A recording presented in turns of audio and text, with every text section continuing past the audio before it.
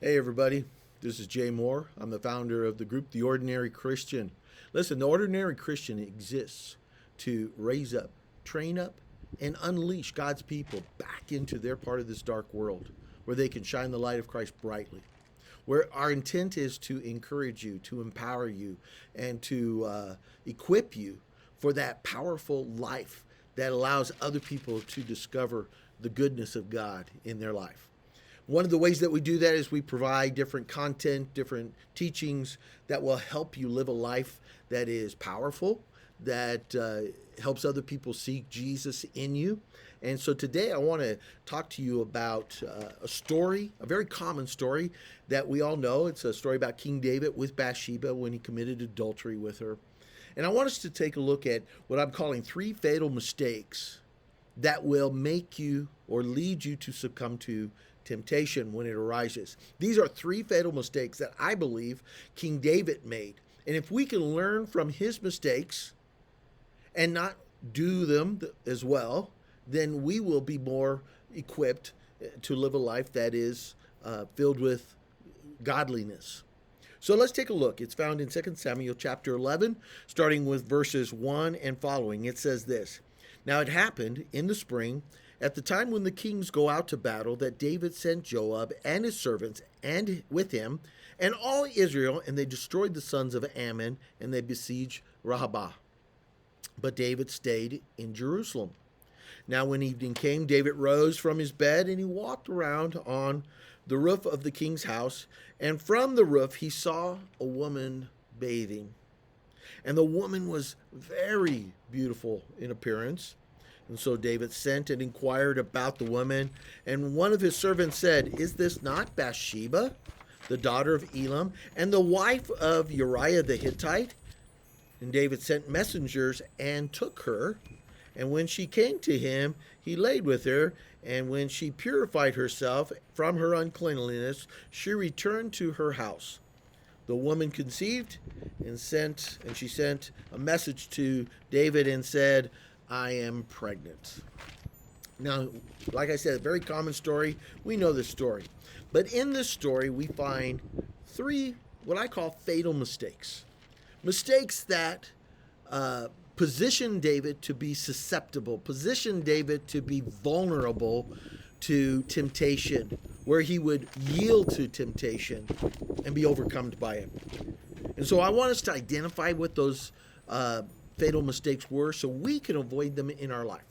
Mistake number 1, fatal mistake number 1, it's this: David wasn't where he was supposed to be, or we could say he wasn't doing what he should have been doing. He wasn't where he was supposed to be. He wasn't doing what he was supposed to be doing. Listen to what it says. It says in verse 1, Then it happened in the spring at the time when kings go out to battle. See, this is a time of the year when it was common for kings who are going to have battles and wage war against other kingdoms. This was the time of year they would go out to battle. The kings would go out to battle with their armies. The kings would accompany their army and their general out to the battlefield. This was a common practice. David should have been out with his soldiers, with his general, as they're out to battle. And David sent Joab and the sons of servants with him and all Israel, and they destroyed the sons of Ammon, and they besieged Rabbah. But listen to this part, ready? But David stayed in Jerusalem. David was not out with his army. He was not out with his general at war. He wasn't where he would have normally have been. Why? I don't know why he wasn't there. It doesn't say why he wasn't there. But it does say he stayed in Jerusalem. Why? Not sure. Maybe he felt like he had some diplomatic work he needed to take care of in Jerusalem. I don't know. But here's what I do know. It was common practice for him to been out to war with his soldiers. Common practice for him to been out with his general. For him to be engaged in this very important activity. And he was not there. Quite often when we are not where we're supposed to be, and when we are not doing what we're supposed to be doing, we are positioning ourselves. We are setting ourselves up to fall into temptation. David could have chosen to be with his armies. And if he had been with his armies, if he'd been with his general, none of this would have happened. So true in most temptations. If we are doing what we're supposed to be doing, if we are being where we are supposed to be, most temptations would never even arise. Temptations find a fertile ground in people's hearts and minds when the person is not doing what he's supposed to be doing, being where he's not supposed to be. So make sure, here's the application. Make sure you are doing what you're supposed to be doing all times. That you are being where you're supposed to be at all times. Fatal mistake number two. Mistake number two is that David allowed too much idle time to be on his hands. He allowed there to be too much idle time. Take a look at verse 2. It says, "Now, when David arose from his bed," and when evening came, David arose from his bed and he walked around on the roof of the king's house. From the roof, he saw a woman bathing, and the woman was very beautiful in appearance. David couldn't sleep. He got up. We've all had that. There's nothing inherently wrong with having insomnia. You can't sleep. You get up. Go have something to do. So David gets up and he's just kind of meandering about. He's just kind of wandering about. He has nothing really planned to do if he can't sleep. He gets up on his roof and he's gazing off of his roof, and as he's looking, he sees this beautiful woman bathing. You might be asking, why was she bathing at that time? And I don't know. Maybe that was her normal time to take a bath. Maybe that's when she finally had some rest from her busy day of activity, and she took that as a time to relax and to rest. Now, understand, it's outside. He's able to see her, but they don't have bathrooms in their homes. A lot of the bathing took place outside. It was definitely, had some privacy walls around so that other people couldn't, from the outside walking around, couldn't gaze in and see her and things like that. But David's not on ground level. David's up above, and he's able to look down over, and he sees her. But what if David, instead of just meandering about with nothing in particular to do, had a plan? Instead of meandering about, he had a plan that says, you know what, if I can't sleep at night, I got these important documents that I need to read over and take care of. He could have been involved in that. He could have even says, I don't want to work, so I'm going to have these movies. Here we are, we live in the 21st century. We got DVDs, we got Blu-rays, or we might be streaming live off of something. Maybe you've already planned certain movies, wholesome movies, good movies, movies that build you up in values and virtues, godly values and virtues, that you choose to play. It's not idle wandering around. You have a plan for when you can't sleep. You have a plan for those down times when you're not at work. You've got something planned. We've all heard that saying, idle hands is the devil's workshop. And that is so true, especially with King David here. He had this idle hands, and as a result, Satan presented a temptation to occupy his time.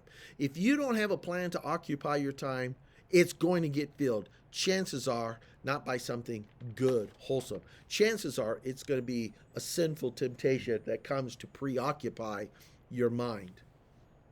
And so here's the application to this. Instead of allowing so much idle time to be there, have a plan. What are you going to watch on TV? What books can you be reading? What home projects could you be involved in taking care of?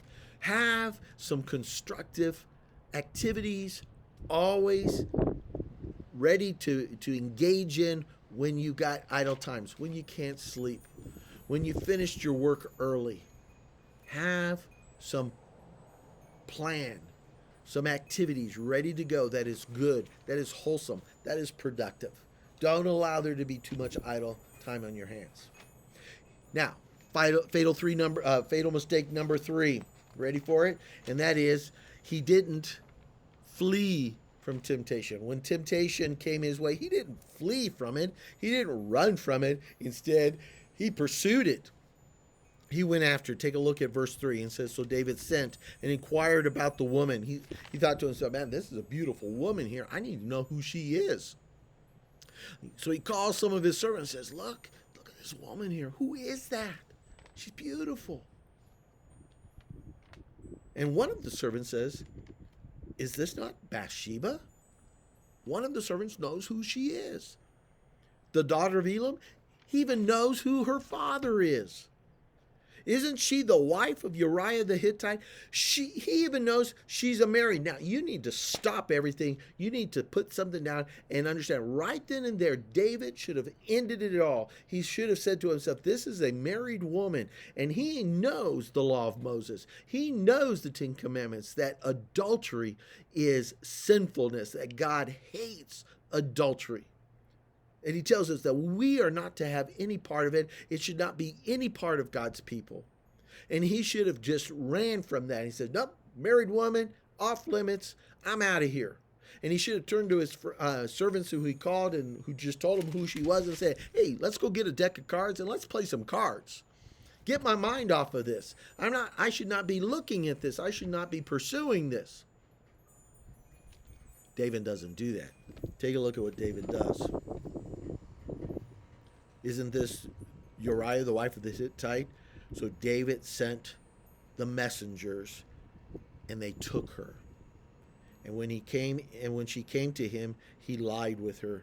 And when she had purified herself from her uncleanness, she returned to the house. He found out who her daddy is. He found out she's a married woman. Found out what her name was. And instead of fleeing from the temptation, he pursued it. He sent his messengers to go find her.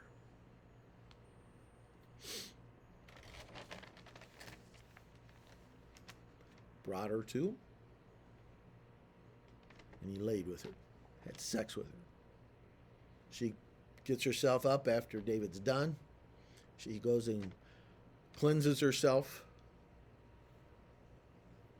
goes back home.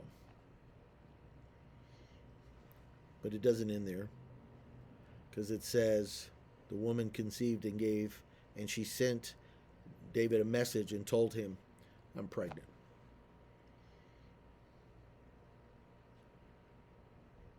He should have fled from temptation. Listen to me. The Bible's very clear about this in temptation. You're not to resist temptation. You are to run from temptation. You are to flee from temptation. Get out of there. Get away from there.